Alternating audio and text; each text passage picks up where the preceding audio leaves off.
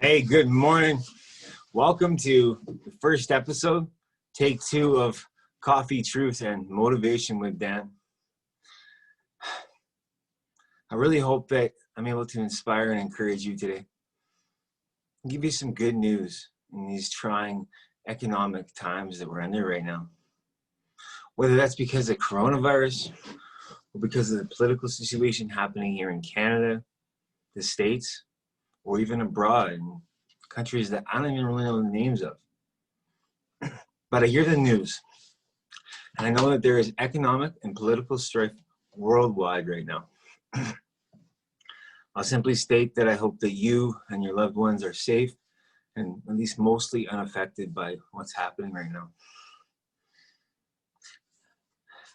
I will ask this up front. I have a huge favor to ask.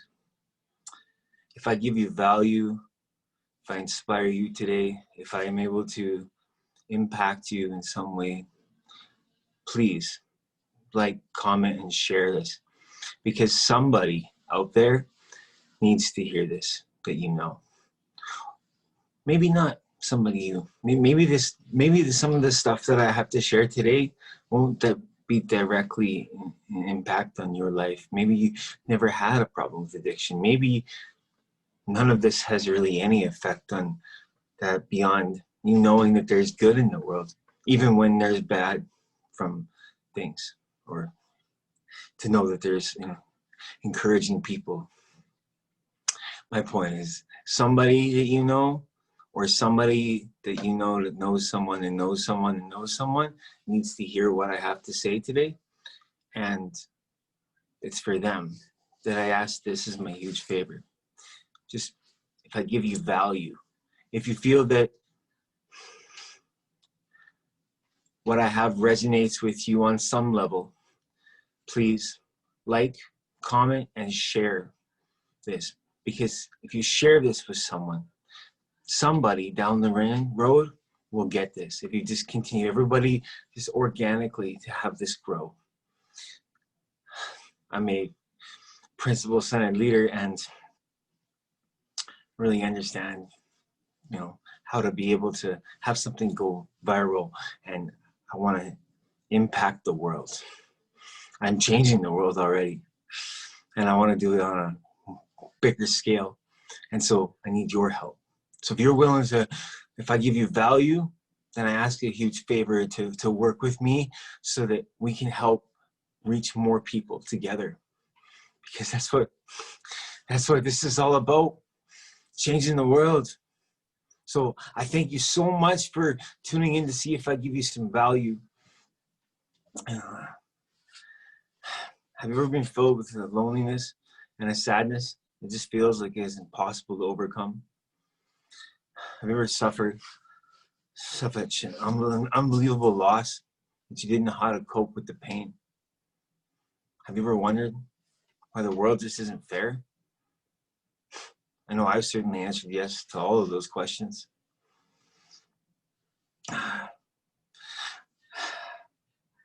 What I'm about to share and tell you might shock you. It might not. It depends if you know me or not, or know someone who's gone through similar circumstances and lifestyle choices as I have in my life.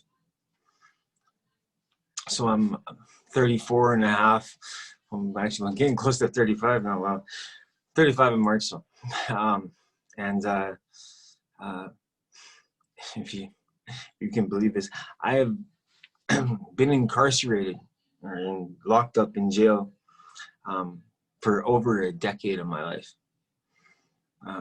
I honestly, I've done so much time, I can't quite figure out how much time I've done.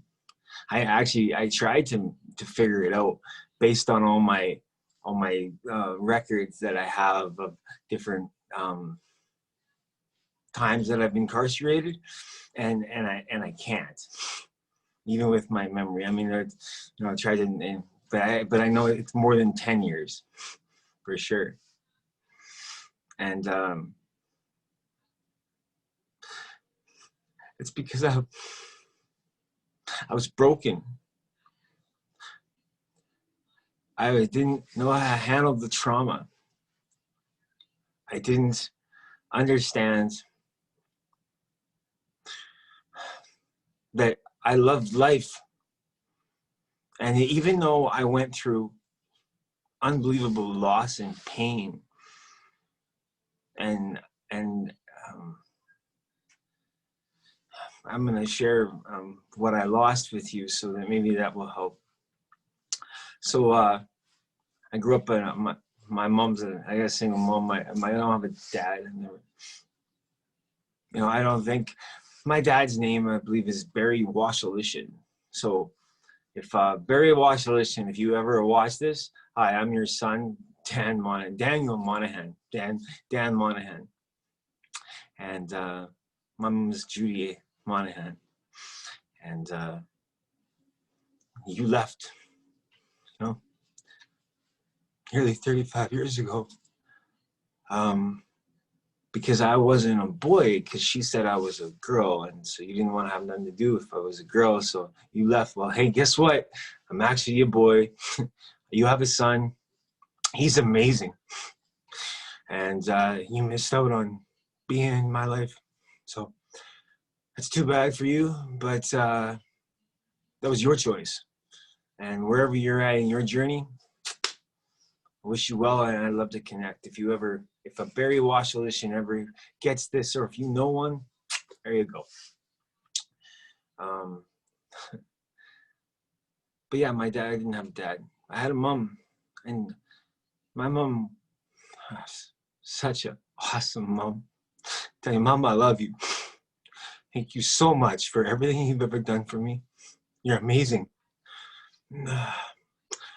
And my mom worked hard, grinded, you know.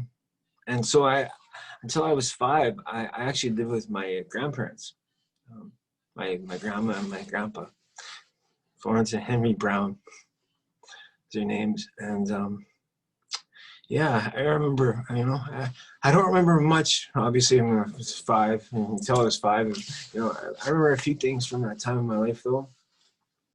And you know, and you have to read about that in my book, which is coming out later this year. I really hope that you grab a copy, and that I'm able to inspire you and impact you, and share some of my journey with you. How I Conquered My Addiction and You Can Too is the title of my book. I will let everybody listening to this to know sorry, I'm only human, you know. I'm an imperfect mess. And I've been falling forward for a long time in my life. But that's the thing, is that even though I've been failing or falling, I've been falling forward and catching myself and learning from my mistakes. And I am a principle-centered leader. And I'm changing the world that we live in. And I'm really excited today to be able to share with you some hope in this time. You know, with everything going on, like it's crazy the world changed, didn't it? And you know, I'm gonna have to delve on that for a bit, because you know, if the world hadn't changed, I probably wouldn't be here talking to you today. Or, I mean, eventually, maybe, I don't know. But the world changed, so it dove me into going online versus out there wandering around trying to connect with people, trying to find my place as I was trying to recarve my existence in society. For all the people that are going to hear this, that know me and have impacted in my life, or who I've impacted, I just want to let you know something, that all the people that I know that have a place in my heart, I love you. There's way too many names for me to be able to try to list all the people that I love. There's hundreds of you out there. I want to let you know that. And one day when when Abby, when you get to see this, I love you. I can't wait for you to see this. And everybody who's impacted me at this point, I'm not going to single you out by names, but you know who you are. Kristen, Michelle,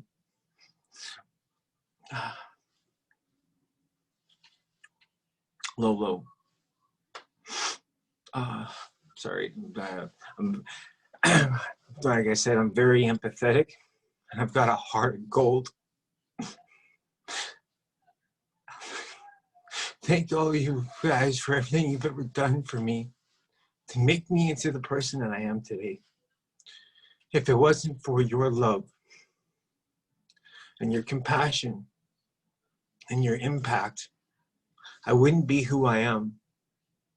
I wouldn't be able to sit here today and share with you and the world that you can do anything.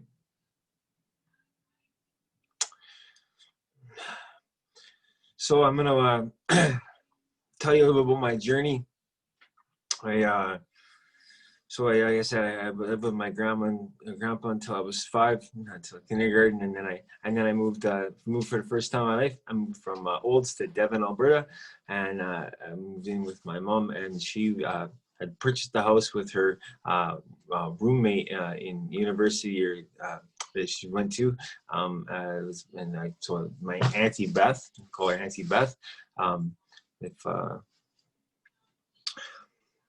Elizabeth Holloway, if you ever see this, that's been way too long. Someone else from my past I haven't seen. 20 years. 19 years. Like I said, I'm very empathetic, you know? There's lots of people that I've impacted or I've had relations with, or I've part of my family, and that has a part of my heart that I've lost touch with. There's lots of you, and if you see this, get in touch with me. I miss you. How are you? You know? Hey, but you know, I'm great, and I can't wait to hear from you. So I'm going to tell you about my story now to really help you understand who I am and why I want to let you know, and how I know you can do anything.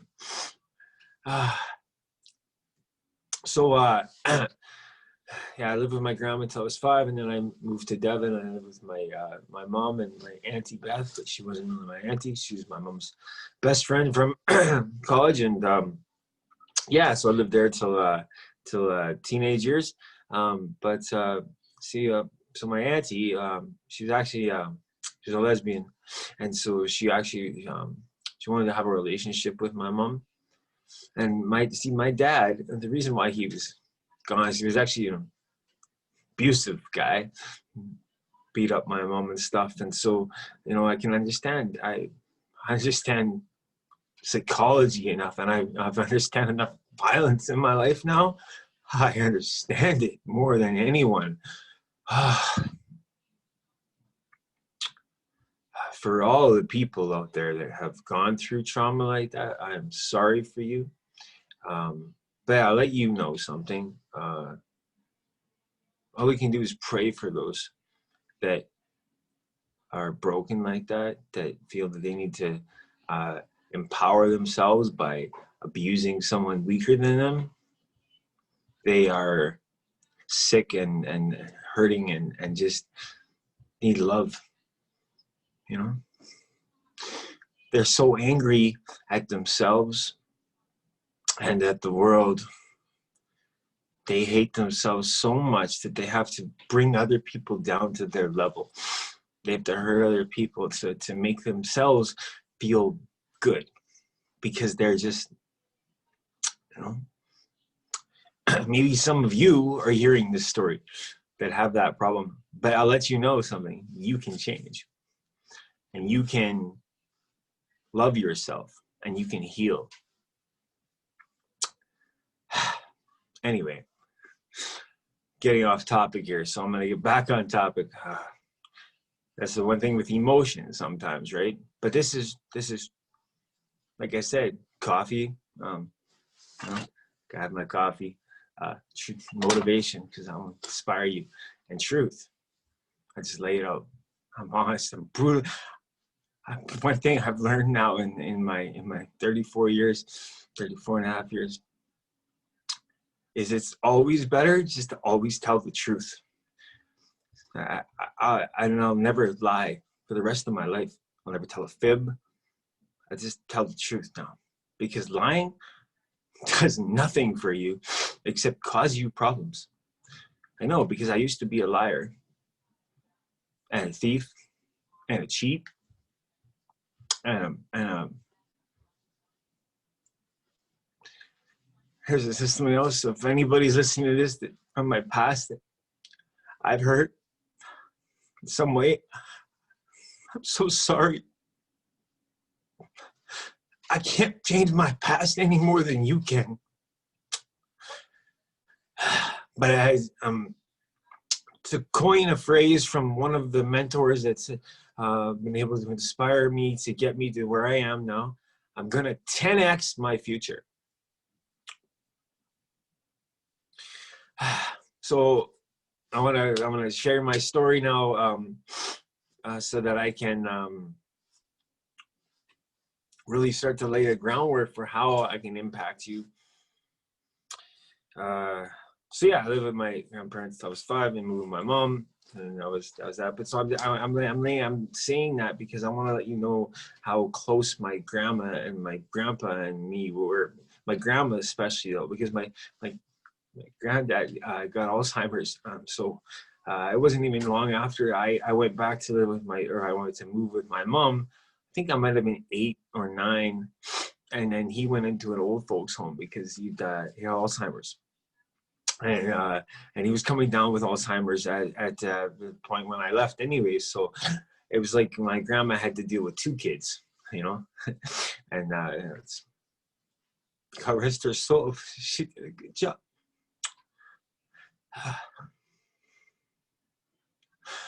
Oh, I miss my grandma. But that's okay, because she's with me now. Anyways, then I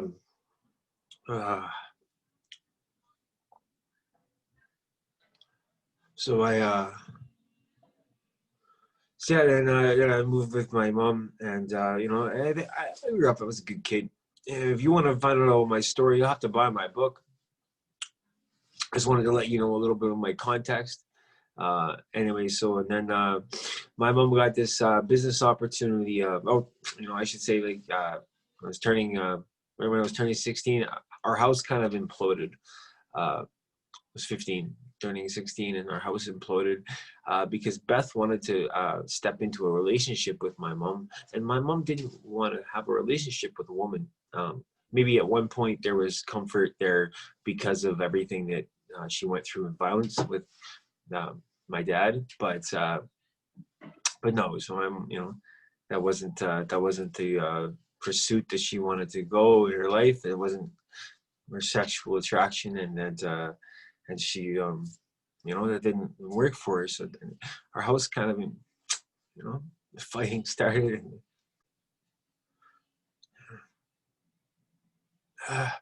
you have to grab my book and read about it. Anyways, and so anyway, my mom found this business opportunity in Winnipeg. I don't know if you know anything about Winnipeg or not, but it's a rough city. And in early 2000s, a lot of the core, so the West End, North End, Point Douglas areas, actually there's over 400 houses, apartment buildings, strip malls. They were boarded up and condemned by the city, and they went on what they called the Revitalize Winnipeg program. And so you could literally buy like 6 houses for like $30,000. Condition being that they had to be fixed up and livable and stuff within a certain amount of time. But it's a great business opportunity. And so my mom went all in. Now, I don't know about you, but as a kid, you certainly don't notice different income levels or statuses. maybe it's not even prevalent to some people, but it's a real thing. There's, there's poverty, and then, middle, and then there's the real upper class, and then there's the rich. There's some of you, I have friends, I'm friends with people that are rich.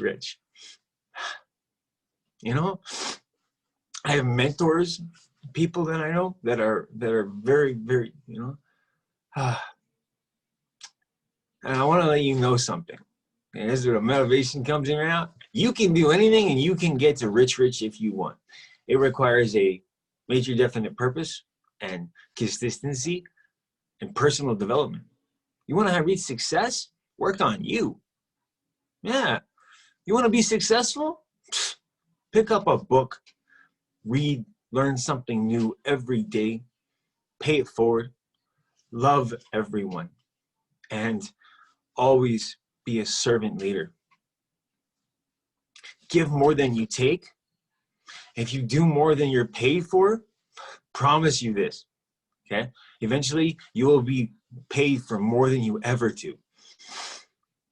It's scientific fact. It's just truth. You can get involved in my different motivational groups, and certainly into the Think and Grow Rich family. I love you guys. I'm sure you're all going to be listening to this. So glad to be a part of our community and the change. I will be the change I wish to see in the world. I want to get back onto my story, because you need to know where I came from to understand where I'm going, and how you can get there too. Because I need to be able to build a relation with people that don't believe in themselves to understand that you can overcome it. Okay? I want to let you know something. I was brutally honest this morning on my morning mastermind call, which I'm on every single morning now. And I was sharing. I shared a little bit with you guys this morning. You guys, to those of you that were on the call and heard, and I said that I know where I'm going. So my morning mastermind call, we study the laws of success and Napoleon Hill. If you ever taken a study or read Think and Grow Rich, if you want to reach success and change your life, go get that book. Join our group, join our community, and apply yourself to the principles. And I promise you, anything is possible, and you will get to whatever station in life that you want to achieve. Given what's happening right now in the world, entrepreneurship is the new trend, would you say? All of a sudden, people, like, now it's cool to be an entrepreneur. And it's like, it's the new hashtag. Oh, I'm an entrepreneur now. Yeah, I got, because it's like you had to do it because you didn't have the job now. Because all of a sudden, the job thing might not have worked.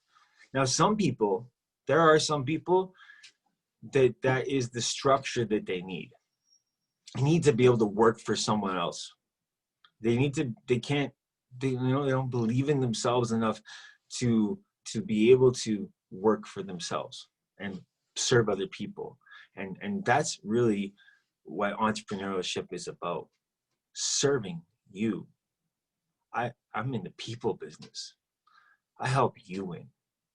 I want to help solve all your problems. If I can, if I can help you win in anything, that's all I'm doing. And that's where I'm at in now. But so I'm getting ahead of where I'm at in my story, and it's the emotion again in me. As I warned you at the beginning, what might happen with me is I'm very emotional and I'm very empathetic, and so sometimes emotion takes a hold of me, and it really clouds my brain. And I know where I was going with this, and I obviously put a lot of thought into what I wanted to share with you today.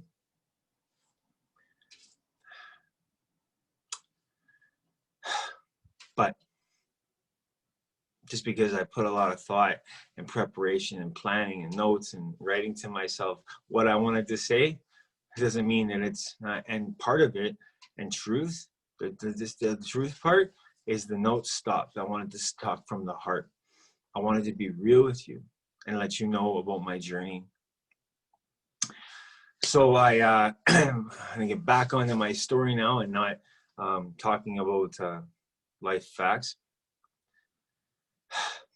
So 16, and my mom moved me to Winnipeg, and you know, so my whole life kind of just imploded, and I lost all my friends that you know, oh man, there's so many. Hey, you know, again, I will list people later that, you know, I hope I'm able to reconnect with.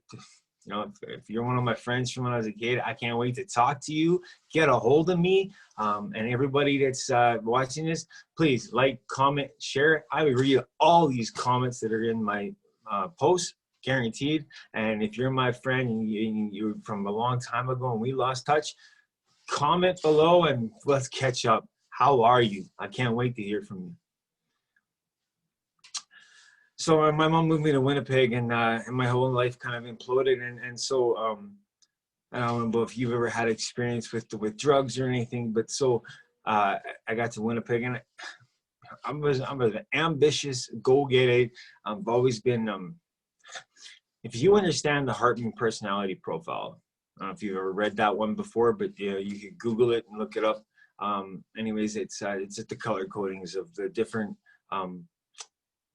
traits of characteristics of a person. And I'm going to thank one of my other mentors for introducing me to that. Seville, thank you very much for that.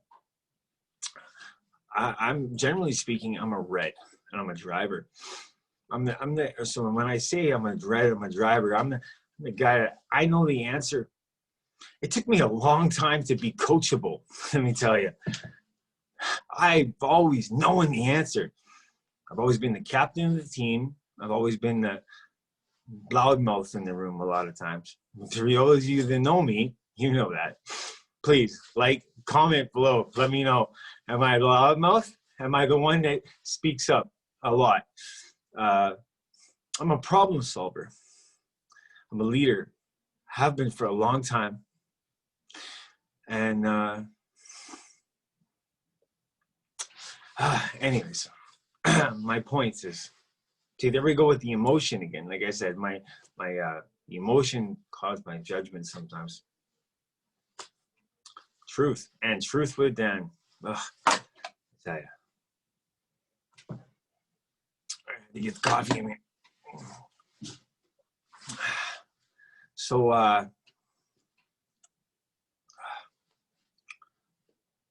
my mom moved me to Winnipeg, and Winnipeg's a rough city, but so she went on. So I grew up like you know, middle upper class, I guess. I don't know, not rich, but like middle upper class, you know.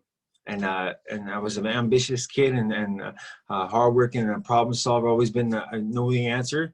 And so when I was 16, my first car that I purchased, that was not my learner's car anymore, because in Alberta we have a learner's license at 14, and that my first car was a Chevy Corsica. My first car I bought was mine when I could drive on my own. I got a Porsche 928. So I moved to Winnipeg at 16, and I drove a Porsche 928, and we lived in the hood. So you can imagine all the types of people that I attracted to me, all the wrong ones. And I got introduced to this crazy lifestyle, and somebody introduced me to smoking weed. Well, I don't know about you, but at any age, smoking weed is expensive. So at 16, to smoke weed, you had to figure out a way to, you know, it's either you're, you know, yeah, it's not really easy to do. But then somebody, because I've always, here's another thing. So, you know, I've always been kind of an entrepreneur. My entire life, I've been an entrepreneur. I was the kid with the shoveling walkways and mowing lawns and lemonade stands, and yeah, that was me as a kid. And so, so somebody showed me this concept of weed. If I went and got an ounce of weed for like 180 or 200 bucks, I could go and make 20 or 32 grams. I'm like, what? I can get my weed for free? That was my thought on it. And so I started to, so I did that. I bought a half ounce. I think it was the first time I bought a half ounce. And so I was standing at the mall and I was trying to sell at the mall, and I'm standing on the block, and I tell you, you know, if you ever sold drugs hanging outside of a mall, you know, or seen it, if you have any experience now, you listen to this story, I tell you, I've been there, you know, and it doesn't work. You can't get, you know, it's not that, it's a slow, dangerous, grimy grind, dangerous grind too. You know, I almost got robbed a couple times. You know, I got, certainly it was a couple of fights I've been in. I've been in nearly 100 fights in my life. Tell you, I understand violence. I understand pain. I tell you, you can get through anything. And I believe in you. Because if you believe in yourself, you'll get there.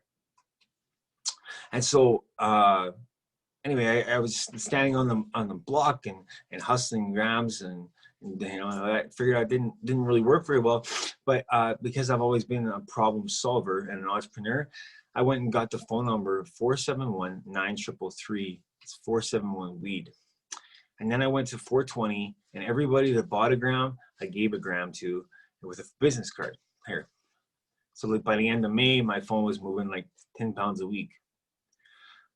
You go back in time to when you're just turned 17 and you start making like $5,000 a week, your life changes.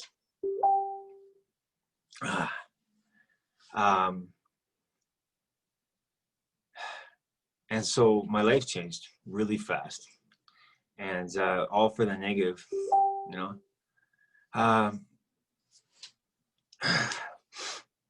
And sorry, I got messages that popping up like four of them, distracting me for a second. So your life changes, and I got introduced to this crazy new lifestyle, you know. And have you ever seen the movie Scarface? I guess worth seeing, maybe, like, whatever. I'm not gonna refer it as a movie though, but I saw that, and I got this ambition that I wanted to be like Tony Montana, that I could be that guy. So anyway, if you ever seen that movie or Blow or anything, I mean, if you sell drugs, you can make a lot of money with drugs, right? I'm sure you'll agree. So I learned about selling drugs, and to the top. You know, but the thing is with that lifestyle and that money, it does not last long. It is not built on principles. It's not a solid foundation to it. It's dirty money, and it's grimy money, and it's a dangerous money, and it's illegal money. So you shouldn't do it. Promise you, there's no riches in it. You'll lose everything: your life, your freedom, your sobriety.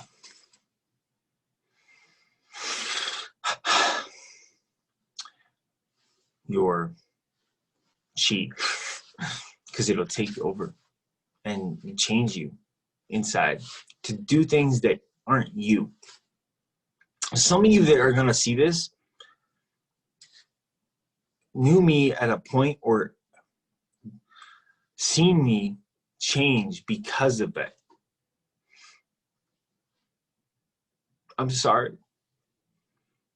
I can't change my past any more than you can, but you can change your future. If you have a problem with addiction, you can overcome it. There's the truth in it. I promise you, you can. You can work through it. You can do anything. And you just have to love life. Do you love life? I know I do. I love my life. So grateful that I'm here today. And I'm going to continue with my story now so you really can relate. I can't wait till my book's going to be released later this year. I'm really going to help a lot of people, I think. Anyways, I warned you at the beginning, emotion. Anyway, so my life got really crazy, you know, because I started making a stupid amount of money selling weed, and then, you know, I started to mess around with a little bit of coke and E and whatever, and then, yeah, So, and then I was 19, turned 20, and the girl that I was with for a couple of years, me and her had reached the end of that road, and then we split up after like I'm nearly dating for 2 years, and we split up. I'm not gonna. There's a funny story behind that. I was thinking of it. I was just thinking of it, but it's not. Yeah, I can't leave that for the public. Anyways, so yeah, we were together for nearly 2 years, and you know, somehow, you know, there was. Sorry, once again, emotion and thought process here.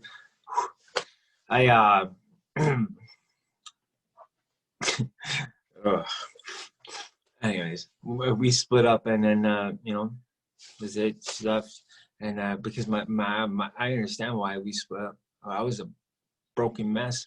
My grandma was dying of cancer. Yeah, so I'm 19, turning 20, and so my grandma got cancer for the second time. The first time she had cancer was when I think it was 14 maybe. She had breast cancer. She beat it. We thought she beat it. But there was some malignant cells that were in her body that went into her brain, I guess. And when she died, way too young of an age, she had a tumor the size of a grapefruit in her brain. And I was 19 and 20, and so or 20, I just turned 20. Just turned 20 when she died. I'm sorry, I'm just thinking, just going back to 2006. Anyway, so so I just turned 20, and my grandma died, and I just broke up with Kristen, and I was my baby's mom's, the mother of my daughter. Her name's Kristen. We just split up, and then my grandma died, and I didn't know how to handle it. I was crazy, and all that crazy. So I was doing lots of stupid drugs, lots of lots of. Actually, it was prior to this too. It wasn't even on that day. It was like in the months before that, like about 3 months before my grandma died. I was doing lots of drugs. I was partying, and I was just trying to cope with the pain that I felt, and I felt a lot of pain. And then so I was doing a bunch of coke this one night, and we ran out of coke. But I was running a crack phone at that point. I was graduated out of weed, you know, because like I said, that lifestyle is just crazy. So I upped my game. I was now in the crack game, because that's, you know, anyways, long story with that. You have to grab my book to find out about that. But yeah, so I'm selling hard, and whatever. So I was doing coke with this with this other girl. Excuse me for 1 second. I have to get, should have planned more water here with this, and my coffee's done. So just 1 second.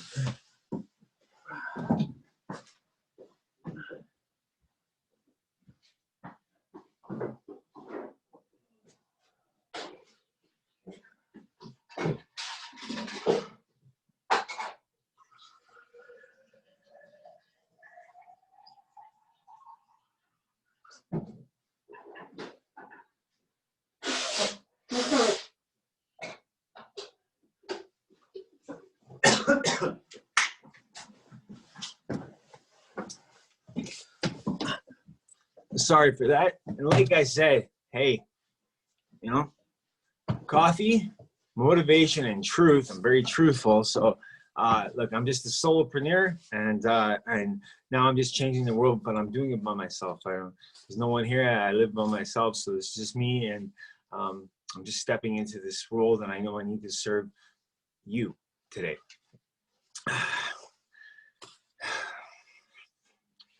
So yeah, so my my grandma, she died. I was dying of cancer, and me and Kristen split up, and so I was doing, so I was running a crack phone, so I was doing coke with this girl, partying, and eating a bunch of whatever stupid stuff. We was doing drugs. We were doing coke, and I was out of coke. We didn't have any more coke. I couldn't get a hold of the guy, but I had crack, had hard, which is not the same thing. They are, but they aren't. So to anybody there, if that doesn't matter, just don't have nothing to do with any of it. It's all bad. I promise you. There's no pleasure, enjoyment, fun in any of that stuff, not even for a second.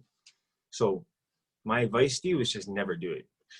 If you do it, never, or if you're doing it, or if you need to, if you want to do it, you really don't. That's just we'll get into that later, okay? But you don't want to do it. So, anyways, we were doing. I couldn't get any more coke. I couldn't get any, whatever. But I had this heart, so I needed to reload my worker. So I pulled out a bird and I did this chop. I chopped all this stuff. And so what I used to do back then is I used to save all of my crumbs from when I would chop the heart, and I would recook that or get that recooked and give that as away to people. Once again, you can grab my book and find out about all this later this year. So I did the chop, and I keep the crumbs and I used to give them as bonuses. I'd save them up and put them in a bag. So I did the chop, and then I went and reloaded my worker or whatever. And so those crumbs were there on the cutting board. And so the girl that I was partying with convinced me. I say girl I was partying with. I don't even remember her name. I have no idea. Anyway, we were partying. But she convinced me that she'd done that lots before. It was the same thing as coke and blah blah whatever. And I mean, this is a white girl from like a uppity neighborhood type thing, like 19, and so she you want to talk about lured into this was a demon, I tell you right now. This is a dime piece, okay? And so I said no, because the rule there was a law with this there was no, you don't get high in your own supply. It's like the 50 cents law. It was the law, it was the rule. You don't get high in your own supply for a reason. Now here's the thing though. So never got high on crack, but I got high on coke and E and stuff, which is very similar types of experiences in its own way. So so it was pushing the lines on it. Anyway, so didn't have any more coke. Did the chop, had the crumbs on the cutting board because I used to save them as bonuses. Well, then anyway, so the girl that I was partying with convinced me that we should get high on the crumbs, and she'd done it before, and so she went and got a can and did her thing and whatever, smoked, got high, and then after she got high, naked on all fours, crawled up whispering in my ear, just do it, just get high. And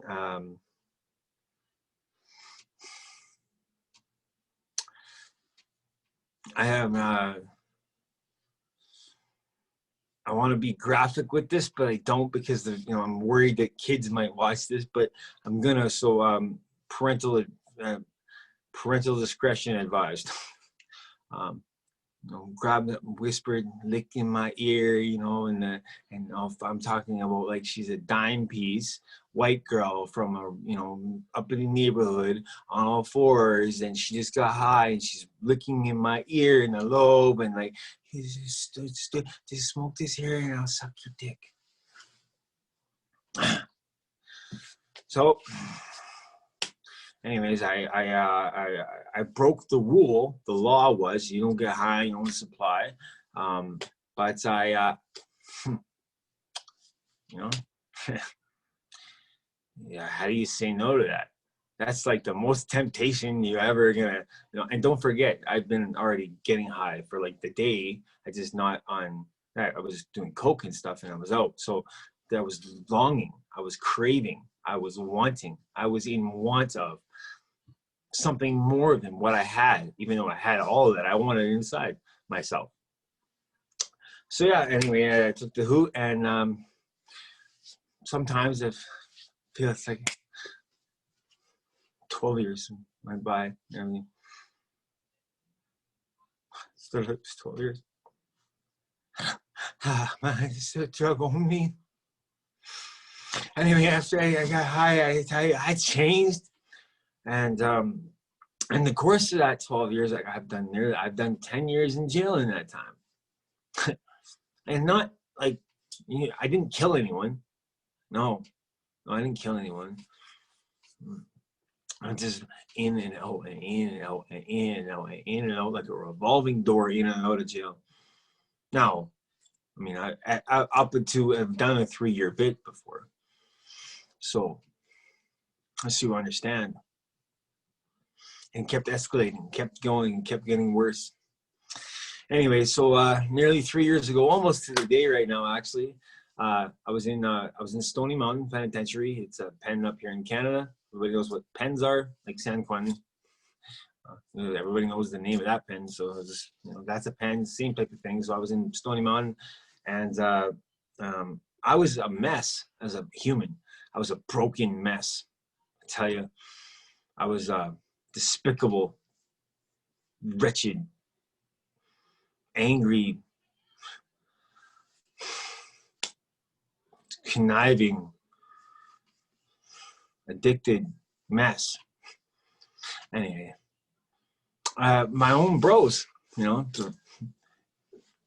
bro, I say bros because they were bros. I did lots of time when we were bros. We would tell you, my jail kid was one of the kids. My jail kid was,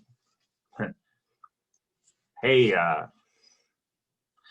my name is Yo, so those, we'll get more into this after, but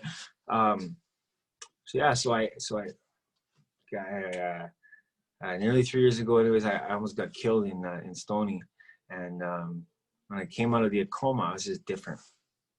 So what I was just saying, I'm a jail kid. So my jail kid, when I say jail kid, is one of the guys in there that was like my youngin. I used to do little, because I'm a little hustler or a entrepreneur. I've always been.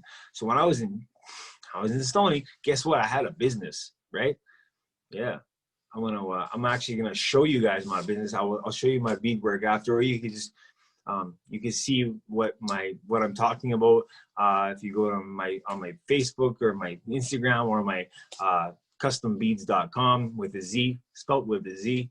I learned that hobby when I was in jail. So and I expanded on that hobby. I not only learned how to do that, and I'm not only the best in the world at it, but I help teach other people, and that's something else I'm going to be doing too. As I step into this new role to help other people win. So anyways, so what I used to do is I used to have all these guys working for me in there.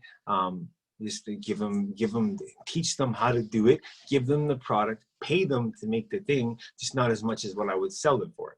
Because I'm very much the entrepreneur, right? So I was teaching a skill, I was giving them all the ability and allowing them to be able to make money, employing them for their work, and then paying them for that service that they were providing for me, giving them in return, giving them sleeves of gum for their work. And so I would, and then I would take the product that they made and go and sell that for more, right?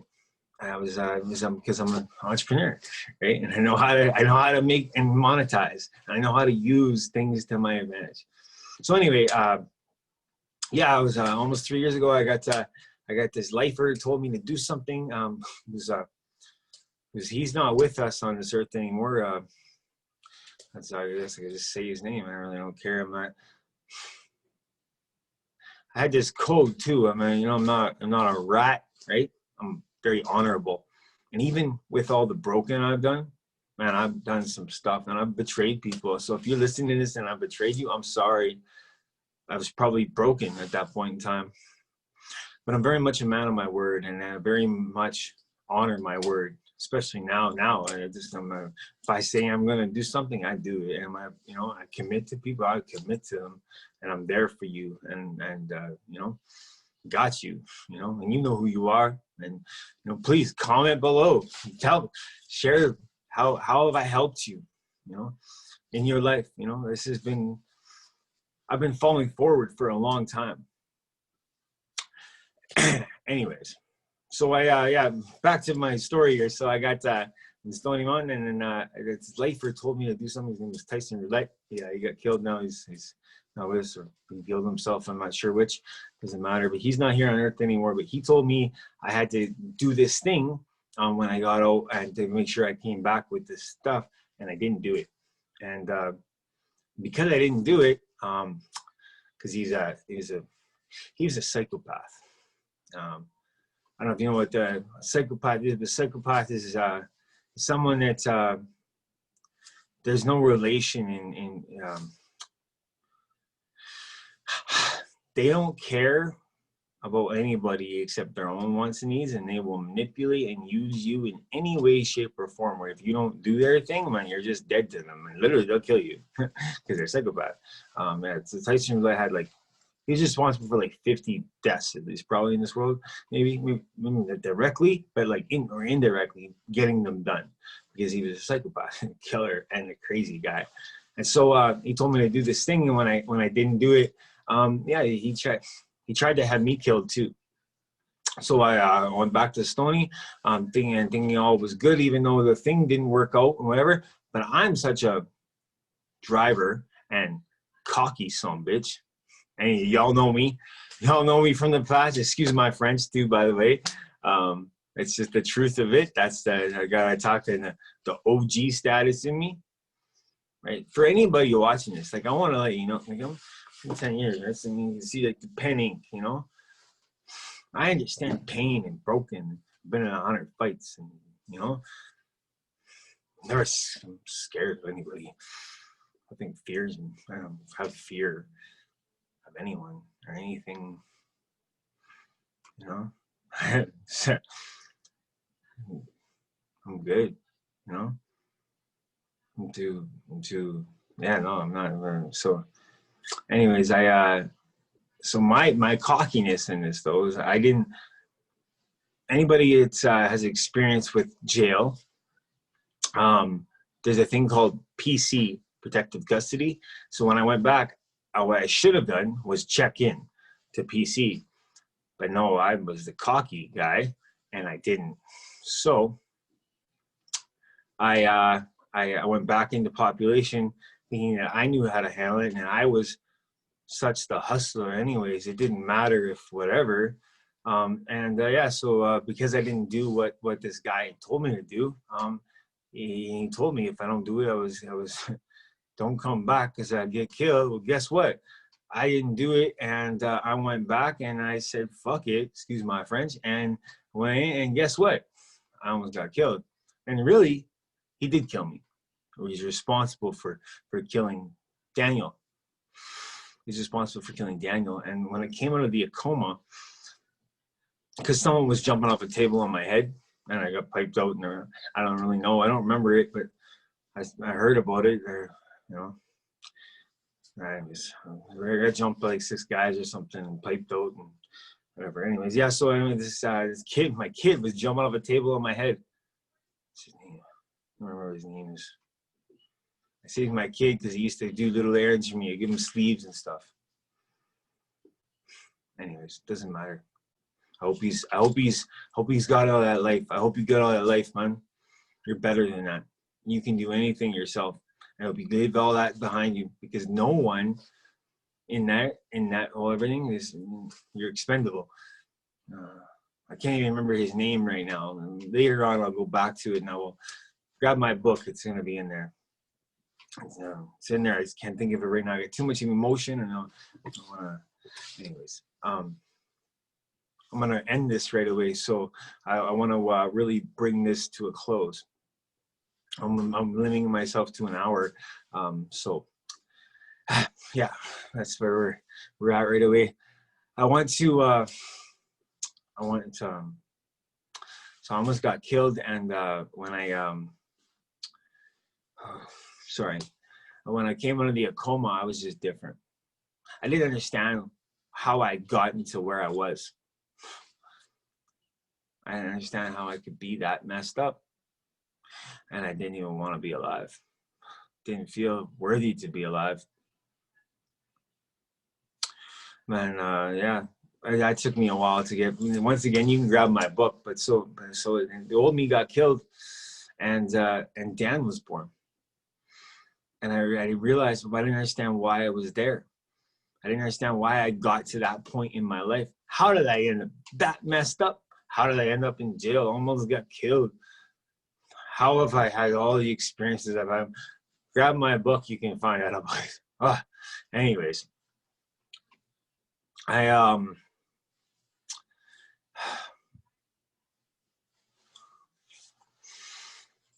didn't understand why I was there, and I knew I could do better. I knew I could change. I didn't want that anymore. And so I changed. That was 3 years ago I got jumped. Now I still had some time to do because I just went back inside when I got jumped. So I still was in for just over a year. And I got out on December the 6th, 2018. And, you know, we're in 2020. We're getting close to December 6th, 2020, almost 2 years now. Longest I was out of jail prior to this, from the time that I first started going to jail until now, was like 10 months. The longest time between times I'd been arrested, from the very first time I was arrested to the next time I was arrested until this time, was like 10 months, from like 16 on. Okay. Arrested. I mean, I said I did time or whatever, but arrested and incarcerated in some way, in trouble with the law somehow. Locked up for at least a day. But that's the cycle, honestly. That's how, there's lots of people that are going through that don't know how to get out of it. But you know what? You can. Now I'm going to help you discover in yourself that you can. That's what this show is here for. That's what my book is for. You can do anything, and I know you can get sober, and I know you can reach all your goals and dreams. I want to let you know that. You're amazing, and I'm really happy to be able to serve and share this story with you today. Now I'm gonna so I didn't understand why I was there. I didn't want to be there anymore, and I changed, and I've been applying myself and falling forward lots since I got out now. Like I said, almost 2 years, and yeah, it's been a journey. My plan when I was getting out was I was gonna go come to here, Alberta. I live in Alberta right now. I was gonna come here and weld because I have a welding experience. So if you know anything about Canada, but Alberta's oil country, so you know, it's pretty easy to, if you can weld, you get a job as a welder's helper or working on the pipeline. I mean, you can make like 10 grand a month doing that. You know, and you're only working like 3 weeks of it, and you literally bring home 10 grand cash. But for a job, that's good money. If you're working for a job, you're in Canada, that's good money. Anywhere you work, that's good money. And so that was the plan. But the thing is when you're in jail and you're incarcerated, you don't got YouTube and you know, you got old books, and like I read lots in my life, and I was always working on learning skills, but didn't have the right mindset stuff. And then I got out and I got YouTube, and I started listening to Tony Robbins and Grant Cardone and Gary Vee, and there's just way too many to list many mentors. Okay, and I came across online, and I really hope that some of you that have impacted me, I'm able to impact and give back to you now, and let you know that you're making a difference and you're awesome. And thank you so much for being the servant leaders that you are. And I only hope that I can step into a role alongside you and help to change and help people believe in themselves, and I will be the change I wish to see in the world. I'm very excited for you I'm very excited for everybody in the world to hear this. I thank you for listening to me. I'm